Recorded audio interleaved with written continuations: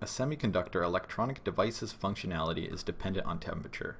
Applications of devices such as transistors and LEDs can generate enough heat to make an external cooling system necessary for sustained function. We will be modeling a heatsink with an airflow cooling system on a Mosfet device, as it is an extremely prevalent device in electrical systems. This creates a thermal and fluid flow problem. We will be optimizing the material of the heatsink, the wind velocity, as well as the wind direction.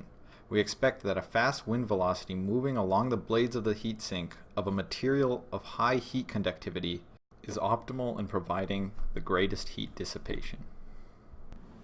The heatsink that we simulated was the T220-101E made by Omite.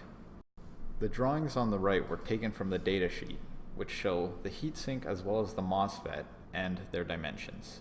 We then took those dimensions and created a 3D model in which we simplified the Mosfet to be a rectangular chip. Here are the steps we took to create a solver. First, we made an assembly in SolidWorks that contained the models for the Mosfet as well as its heatsink. We then imported the model into ANSYS and set up its geometric properties by defining its contact regions. We then built the mesh. This included setting its resolution to be as high as possible given the limitations of the software, the smoothing setting to be high, and then generated it. We then set up the air inlets and outlets, including their air velocity, the temperature of the surrounding environment, as well as the heat generated by the Mosfet. With these completed, we were able to simulate the model. We then edited the simulated model to be able to visualize the results at different times and locations. In order to run the simulation, several general assumptions had to be made, as well as assumptions involving the geometry of the model and its mesh. 3 assumptions are made involving the geometry. The first is that the heat transfer domain is to be limited to a rectangular box shape. The second is that the heatsink is situated vertically in the middle of the rectangular box, with the chip adding energy to the system at a rate of 1.5 megawatts per meter cubed. The third assumption is that 5 different positions at the edges of the fluid domain were used as air inlets and outlets, which will be changed later depending on the direction of the airflow. 2 assumptions are made when generating the mesh. 1. Assume there are only 3 contact regions within the location. The first contact region is between the chip and the heatsink. The second contact region is between the chip and the environment. And the third contact region is between the heatsink and the environment. 4 assumptions are required to set up the simulation.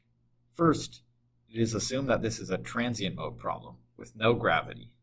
Second, it is assumed that the inlet air velocity is 0.75 meters per second with a constant temperature of 282 Kelvin. Third, it is assumed that the contact region between the heat transfer domain and the wall convex with a 25 watt per meter squared Kelvin heat transfer coefficient, and the free stream temperature is 298 Kelvin with a wall thickness of only 1 millimeter. The fourth assumption is that the heat transfer domain is initialized to a temperature of 282 Kelvin, excluding the chip as it generates its own heat. The fifth and final assumption is that the time step is 100 seconds with 5 total time steps, with a max iteration number of 4 per time step. With all these assumptions, the model can now be simulated. In order to compare the 3 factors that impact the efficiency of the heatsink, 4 models are being developed in ANSYS, where one is the base case, and then compared to there are 3 other cases, each representing 1 factors. In this base case, it is an aluminum heatsink with 0.75 meters per second of airflow speed and airflow along the fence. And on the right side of the screen, we see the model and the color map that's representing the color change, and also the lines that's representing the airflow. And in the center, we see the heatsink together with the Mosfet. And here's the second picture, which represents the air direction factor. Then the third one is representing the airflow speed, and then the last one is representing the material.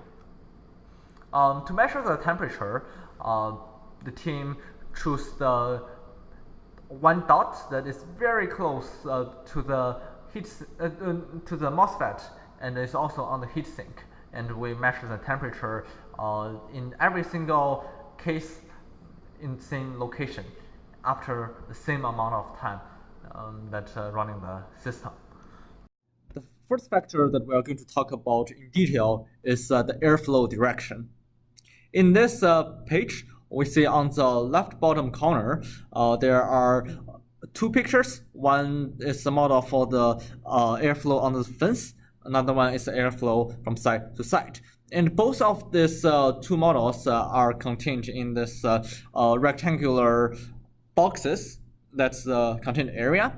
And in there, along the fence, we see there is 5 openings. And the one circular openings is the inlet, which is at the top.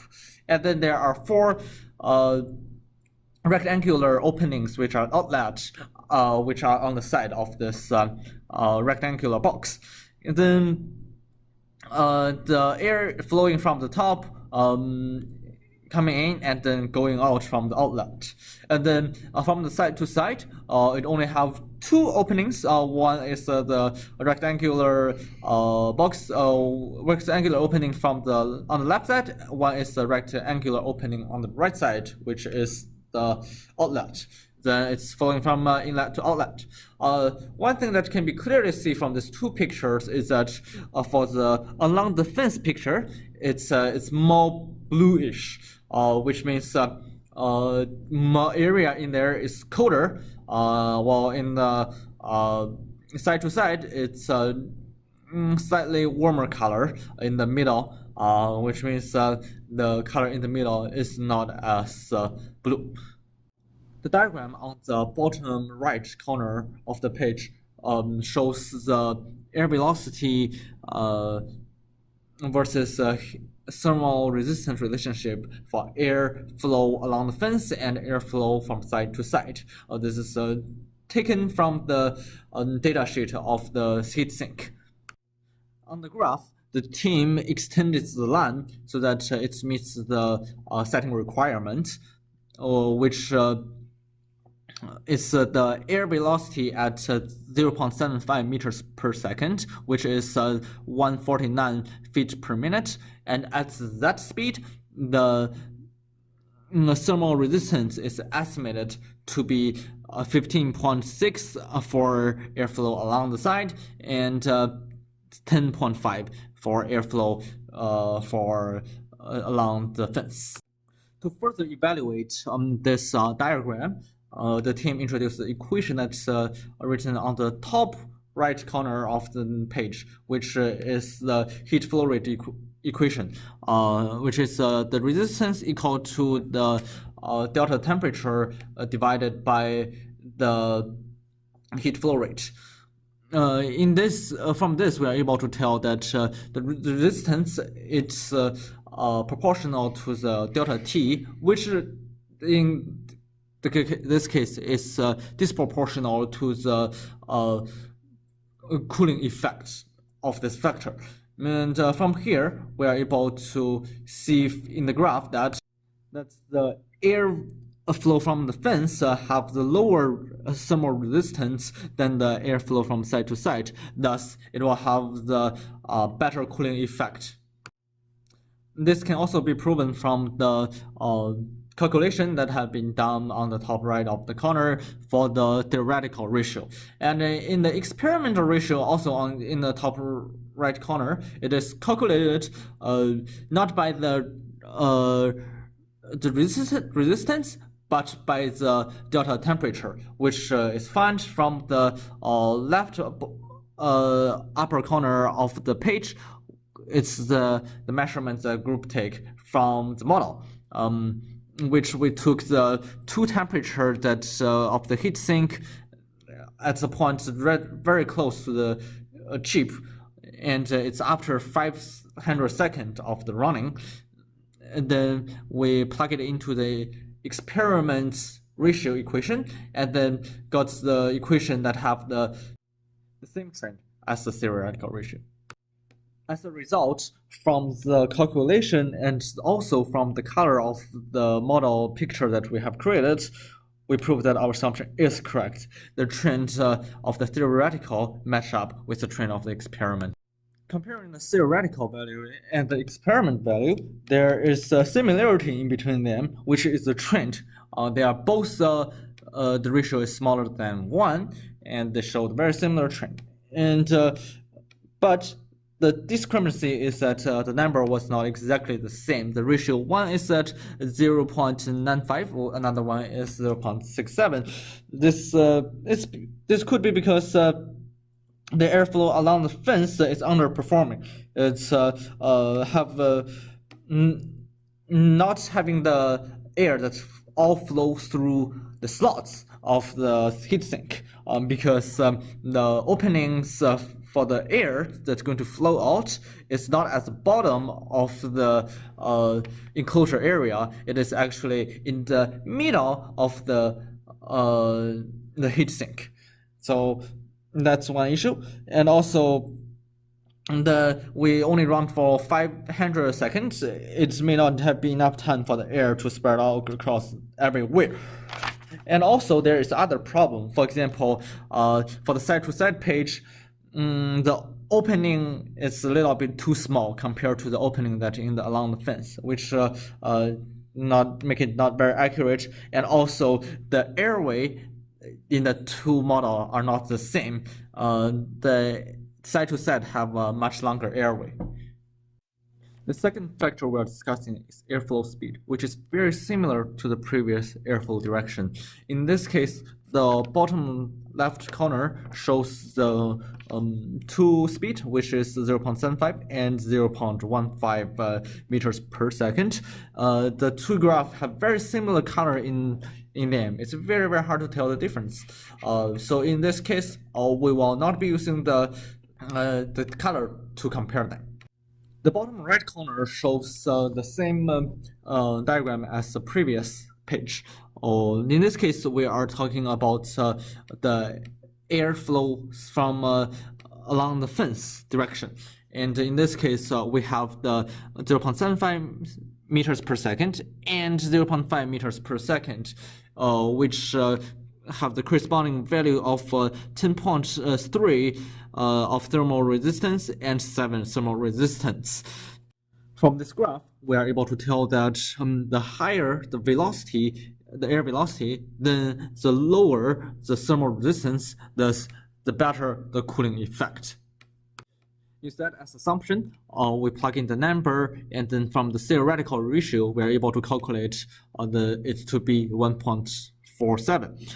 And then we are using the experimental number that we gathered on the top left corner of the table, and we compute the ratio to be 1.12. We show the same trend as the theoretical ratio, which are both bigger than 1, means both of them have the higher velocity, air velocity have the better cooling effect. From here, we see the similarity is that the trend match up, and the discrepancy is that the number is still not that close. We see it's because the 500 seconds is not enough for the system to go to the position where they can be comparable. And another reason that 1.5 meters speed model is underperforming could be because the outlet window are little bit too high. Because of that, then it's not enough room for the strong wind to reach the bottom of the heatsink. That does not have very maximum cooling effect. The last factor that the team is comparing is the heatsink material, which is aluminum versus copper. The two models have been showing on the left bottom of the page. Since the two screenshot of the two models have very similar colors, in this case we are not comparing the color, and we are going to compare the data of the temperature that measured after the 500 seconds. The diagram on the right shows that the copper have 2 times of thermal conductivity than the aluminum. And the equation on the top right corner shows that the reverse of the thermal conductivity equals to the thermal resistivity equals to the delta temperature divided by the heat flow rate, which means that the conductivity is proportional to the cooling efficiency.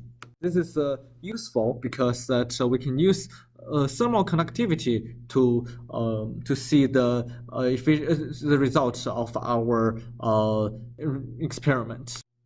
In the result, we see the aluminum is 6.5 degree above the increase, and the copper is only a 5.9 degree increase after 500 seconds. From here, the experiment shows that the copper heatsink have a better cooling effect than the aluminum, although it's not 2 times. And we believe the reason of the discrepancy is that because 500 seconds is not enough. However, when the team actually look into the real data on the market about which type of heatsink is being used, we find surprisingly the lower cooling efficiency aluminum is being used more often. After more researching, we find it is not the true thing of this is not because of the cooling efficiency, it's because of the 2 other criteria.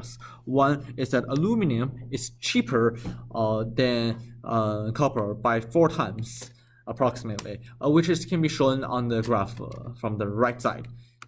Another reason could be that aluminum is more ductile than copper, which is shown on the left bottom of the graph, which is that more ductile, then it's easier to ship the shape and then easier to manufacture.